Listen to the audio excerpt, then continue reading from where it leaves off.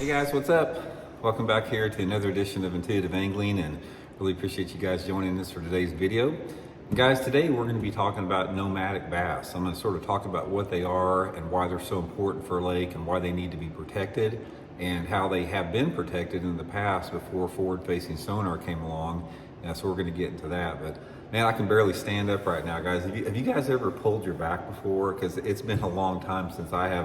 Last night, I was picking up a box off of our front porch of our house, and I just bent over just right and picked it up, and it wasn't that heavy, and man, I felt something not quite right, and like a minute later, I could hardly even move. I couldn't even get off the couch. I had to crawl out of bed this morning and crawl to the bathroom.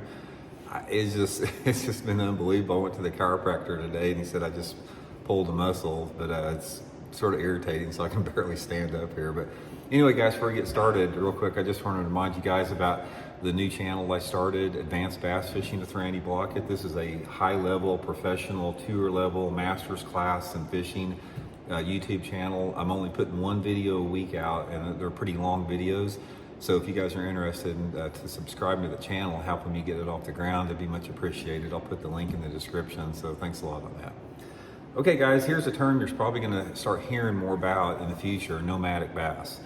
Now, what the deal was is before forward-facing sonar came along, and really for the past 30, 40 years, I knew that most of the bass lived offshore and roamed around in open water because a couple different reasons. Number one is I had a couple of real old buddy friends that fished Table Rock Lake a lot back in the 60s and 70s and even 80s. These dudes were like in their 80s. And all they would do would be like to troll hellbenders. They just got out there with their little 9-horse motors and they'd troll around in the middle of the lake with these hellbenders. And they'd always tell me about all these big bass they caught trolling. So that, on top of the fact that after like March and April, it got pretty tough to catch quality fish around most parts of the country here in the Ozarks.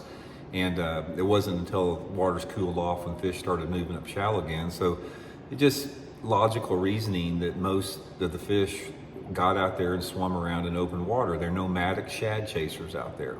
Herring chasers, if you have herring lake, shad chasers.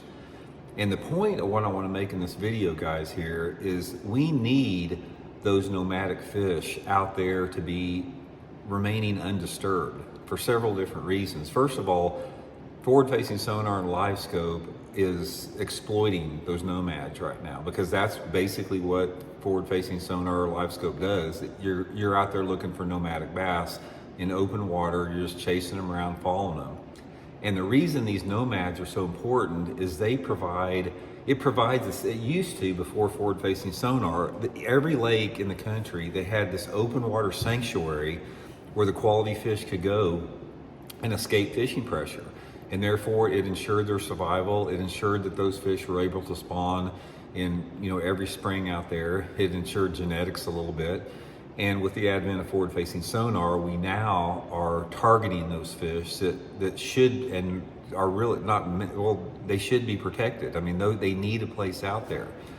And one of the big things that I'm concerned about with is the advent, as this technology gets more advanced, as more people start using it. There's always meat hunters out there, guys. Don't think for a minute that just because people are Livescope and that they're catching and releasing these bass. There's a lot of meat hunters out there, not only for bass but for other species, that Livescope for those nomads.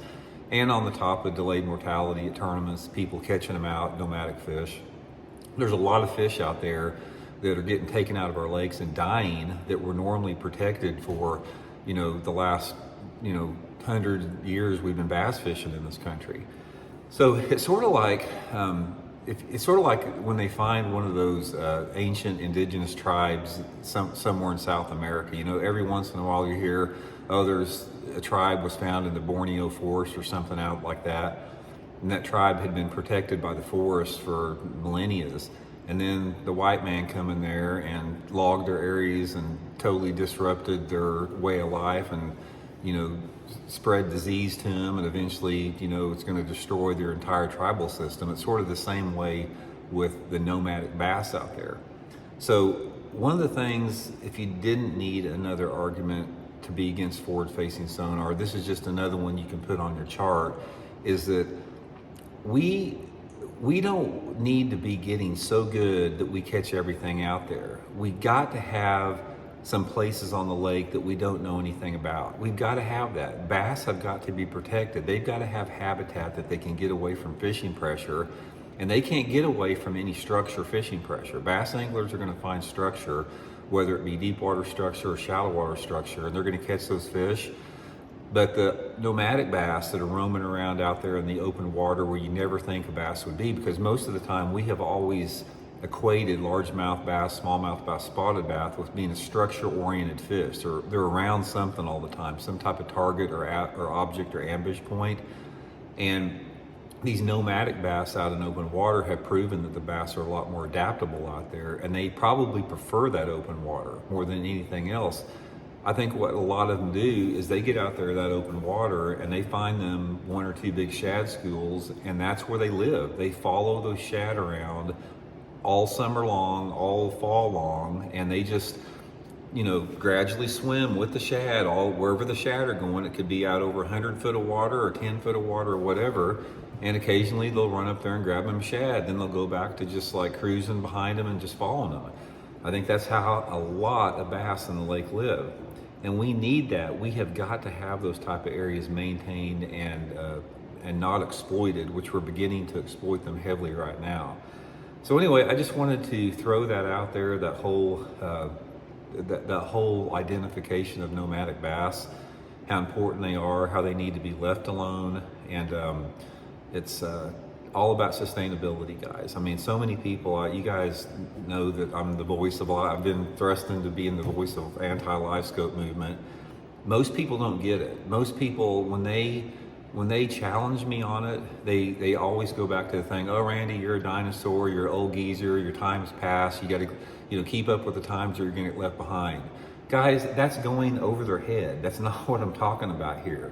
It's like they're not listening. They're not paying attention. They're only hearing what they want to hear.